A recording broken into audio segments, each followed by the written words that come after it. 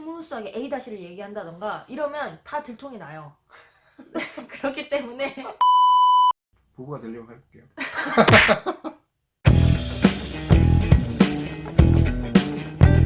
안녕하세요. 노동법의 장서 임놈. 권놈입니다. 네, 저희가 구독자 5,000명 기념으로 Q&A 영상을 받아보겠다라고 했는데 네, 좋아요 순서대로 읽는데 한 분이 여러 개를 답변 달아주셨을 때는 저희가 다는 안 읽어드린다. 좀 네. 몇 개 추려보겠습니다. 추려보겠습니다. 네, 첫 번째 질문입니다. 네, 인공님이 두 분이 부부 사이예요? 라는 질문입니다. 저희 이건 소개 영상에도 있듯이 부부 사이는 아니고 사귀는 사이입니다. 네. 네, 뭐 직장 상사냐, 부부냐, 부부 몇 년 차냐, 막 음. 이렇게 많이 질문 주셨는데 저희는 부부는 사귀는 아니고. 사이입니다. 부부가 되려고 해볼게요. 두 번째 질문입니다. 음. 코노는 혼코노님이 노무사 업무하시면서 힘들었던 점과 보람 느낀 경험을 듣고 싶어요. 저는 힘들 때는 업무가 이렇게 막 많이 쏠려 있는데 서로서로 막 자기께 급하다고 좋아요. 그럴 때는 이제 심리적으로 쫓기니까 그럴 때가 힘들고 혹시 그 사건에서 졌을 때는 안 힘드신가요? 그거보다 쫓을 때가 더 힘든 것 같아요. 보람을 느낄 때는 진심으로 감사하다고 저한테 말씀을 해주실 때 힘들었을 때는 비슷한 것 같아요. 일이 많을 때, 그리고 일을 맨 처음 시작할 때 모든 게 다 힘든 것 같아요. 일을 맨 처음 하는 건. 보람을 느낄 때는 눈물을 보이실 때 그때 되게 보람 느끼는 것 같아요. 어떤 맞아요. 눈물이건 간에 눈물 되게 감사의 눈물도 있고 내가 뭔가 막 무지해서 깨워쳐줘서 고맙다라는 말씀하시면서 막 그렇게 되게 감동의 눈물을 흘리시는 분도 계시는데 서러움이 터지는 눈물도 네, 뭐 있어요. 그렇기도 하고 네. 근데 약간 슬프기도 하고 뭔가 도움이 된 것 같아서 보람을 느끼기도 합니다. 뚠뚠한 고양이님이 노무사 시험 합격 후 진로에 대해서도 코멘트 해주셨으면 합니다.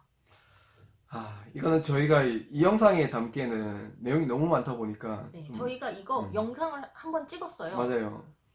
그거를 확인해 보시면 되겠습니다. 네. 네, 그리고 뚠뚠한 고양이님이 또 그 노무사 되고 나서 노무사 분들께서 전문 영역, 과로, 산재, 사건 전담, 체담금 등이 다들 있다고 들었는데 어떤 종류가 있고 구체적으로 어떤 일을 하시는 건가요? 일단 이것도 저희가 영상을 찍었어요. 네. 찍었는데 그거를 한번 보시고 네. 그냥 제가 드릴 말씀은 하나밖에 없다고 생각을 합니다. 기존에 하던 노무사들이 하던 업무에 갇혀버리시진 마시라. 네, 저희가 뭐 업무 영역이라고 해서 영상 한 2개 정도 올렸거든요. 근데 그거에 나오지 않는 다른 외 업무 영역도 있긴 한데 저희가 이제 노무사니까 노동관계 법령에 해당되는 일, 그 다음에 노무사법에 규정되어 있는 일은 다 가능하잖아요. 근데 거기에서 아직 발굴되지 않은 많은 일들이 있다 보니까 맞아요. 이렇게 얘기를 하시는 것 같아요. 갇히지 말아라. 네. 네. 그 다음에 정 크리스토퍼님, 편집도 좋고 컨텐츠도 좋아서 구독자 쭉쭉 늘어나실 것 같습니다. 건승하세요. 감사합니다. 감사합니다. 네, 그 다음 강수정님, 변호사가 노무사의 영역을 점차 침범한다는 것에 대해 어떻게 생각하시는지, 그리고 노무사로서 일을 할 경우 어떤 점이 가장 중요하다고 생각하시는지 궁금합니다. 뭐 예를 들어 개인적 요소라든지 적극적이고 외향적인 면이 필수적인지 등. 변호사가 노무사 업역을 침범한다. 네. 이거는 저는 그렇게 생각을 안 하는 게 원래 변호사도 노무사 업역을 다 할 수 있었어요. 그렇다 보니까 업역을 침범한다는 게 아니고 예전에는 손을 안 대다가 요즘에는 이제 관심을 가지고 들어오고 있다 이렇게 표현하는 게 맞을 것 같아요. 예전에 그냥 제가 생각하기로는 예전에는 뭐 변호사들이 다른 돈 되는 일이 더 많았겠죠. 그렇다 보니까 이쪽은 관심을 안 가졌다가 요즘은 경쟁도 치열해지고 변호사들도 많이 쏟아져 나오고 점점 더 업역 개척의 필요성도 있고 그리고 노동 쪽이 예전보다 돈이 많이 된다는 얘기도 있어요 실제로. 네. 그렇다 보니까 노동 쪽으로 들어오고 있지 않나. 실제로 그 노동위원회 사건을 가보면 예전하고 다르게 변호사들이 굉장히 많이 옵니다. 네. 그래서 실제로 많이 체감도 하고 있어요. 하지만 노동법률 전문가는 노무사라는 노무사다. 거. 네. 네. 그리고 노무사로서 일을 할 경우 어떤 점이 가장 중요하다고 생각하시는지요? 이 부분. 개인적 요소? 뭐 적극적 외향적이면 필수적인지? 저는 그 왜 인사관리에서 배워보시나요? 뭐 그 그 사람이 어떤 위치에 있느냐에 따라서 필요 영향이 달라지죠. 예를 들면 뭐 CEO라면 의사결정 능력이 중요하다. 네. 뭐 중간관리자 또 아무튼 이 기억이 하나도 안 나는데. 그래서 그 위치에 따라서 필요 영향이 달라진다고 생각을 해서 근데 이 부분에 대해서는 뭐가 정답이라고 말씀을 드리긴 어려울 것 같아요, 저는. 네. 그러면 제 개인적인 생각으로는 네. 일단은 어쨌든 시작은 다 그 밑에서 시작을 하잖아요. 근데 가장 중요한 능력은 저는 일단 노동 법률에 대한 기본적인 지식이라고 생각을 합니다. 이 답변이 굉장히 뻔하게 들릴 수도 있긴 하지만 이 기본적인 지식을 갖춘다라는 것이 사실상 그렇게 쉽지가 쉽지만은 않아요. 않은 일이라고 생각을 해요. 그리고 뭐 개인적인 성격에 따라서 외부적으로 사람들을 만나고 영업을 하고 이런 업무가 더 잘 맞는 사람도 있을 테지만 그런 게 업무가 잘 안 맞아서 내부적으로 꼼꼼하게 서류를 검토하는 일이 더 잘 맞는 분들도 계세요. 근데 모두 다 중요한 거는 노동 법률에 대한 일단 기초적인 지식이 밑바탕이 되어야 된다고 생각을 하는 게 일단 내부적으로 서류를 이렇게 꼼꼼하게 검토해야 되는 부분은 당연히 이제 이 밑바탕이 되어야겠죠. 근데 외부적으로 영업을 할 때도 예전 같으면은 뭐 말을 화려하게 하거나 아니면 뭐 인맥이 아주 끈끈하거나 이러면은 그냥 맡기고 이랬는데 요새 같은 경우에는 정말 정보화 시대인 만큼 인터넷만 치면은 다 나오기 때문에 웬만한 지식은 대부분 많이 알고 계세요. 그렇기 때문에 영업을 할 때도 모르는 뭐 A를 물어봤는데 A를 정확히 얘기 안 하고 B를 얘기한다던가 아니면 스무스하게 A-를 얘기한다던가 이러면 다 들통이 나요. 그렇기 때문에 이제 뭐 그 순간 모면을 할 수도 있긴 하겠지만 임기응변 능력이 있다면 그렇지만 어쨌든 이 노동 법률에 대한 그런 기초적인 지식을 계속 단련을 하고 그리고 나서 이제 뭐 성격에 따라서 이런 업무에 더 중심을 두든지 아니면 뭐 다른 일을 하시든지 이렇게 해야 되지 않을까. 근데 물론 이거에 대한 대전제는 내가 노동 법률 전문가로서 활동을 하겠다라는 전제예요. 뭐 개업을 하거나 뭐 노무법인에서 일하면 대부분 노동 법률 전문가 아니면 뭐 HR 이쪽보다는 법률 전문가로 활동하는 경우가 좀 많습니다. 네.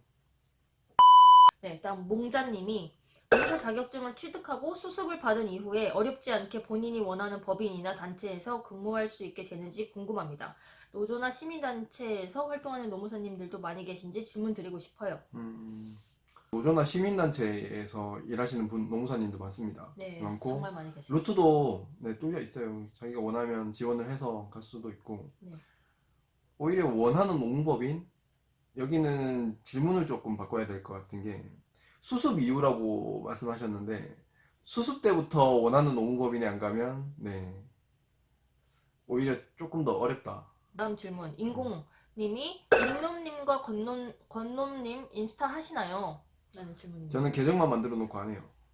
네, 활동 안 합니다. 저도 계정 있고 그 뭐 자주 올리진 않는데 어쩌다 가끔 올리고 있습니다. 네. 인공님이 학력이 고졸이어도 노무사가 되었을 때 괜찮을까요? 현직자들 중에 고졸이 있는지 궁금합니다. 노무사로 일할 시 학벌에 대한 영향이 있나요?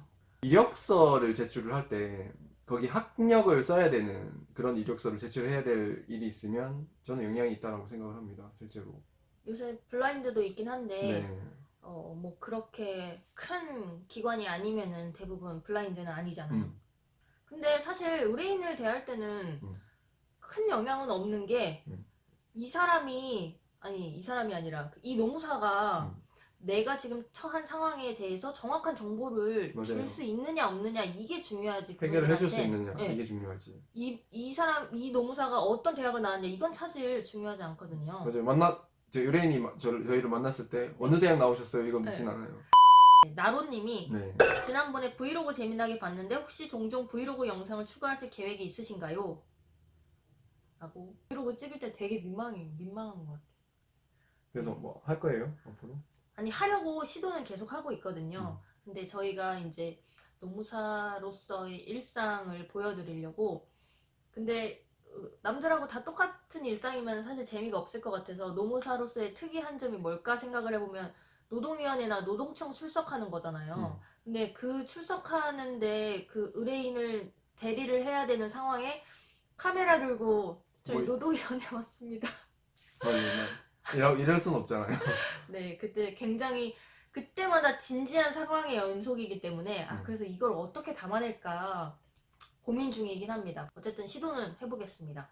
김마르코님, 노무사 1차 시험 준비 중인 대학생입니다. 노무법인에서 일하게 되면 주로 사용자 측에서 고용되어 일하게 될 것 같은데 노동자 인권 향상에 일조하고 싶다는 마음가짐으로 노무사가 되면 실망하게 될 일이 있지는 않을까 염려되는 부분이 있습니다. 이에 대해서 한 말씀 해주실 수 있을까요? 우선 주로 사용자 측에서 일을 하고 있다는 거는 뭐 현실이긴 해요. 잘 아시는 것 같은데. 저는 그냥 개인적으로 이런 생각이 들었어요.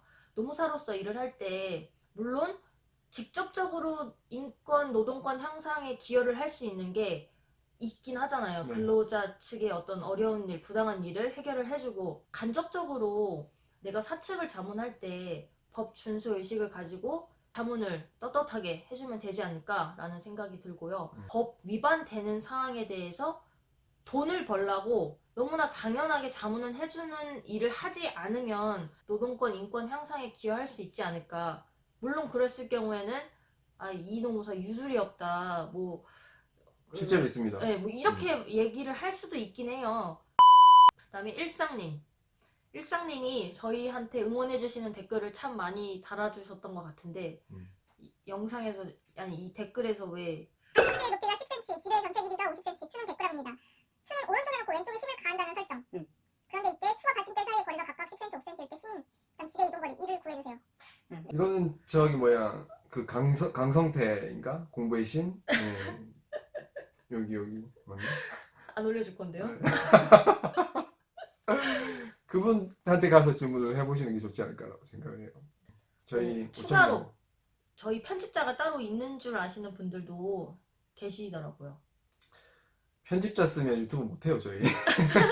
유튜브 수익이 거의 없는데. 네, 그래서 저희 기획이랑 편집. 네, 편집, 그다음에 뭐 촬영, 촬영. 효과 네, 전부 다 저희가 다. 네. 그 촬영을 뭘로 하냐? 음, 근데 휴대폰. 저희 휴대폰으로 합니다. 음. 카메라 없어요.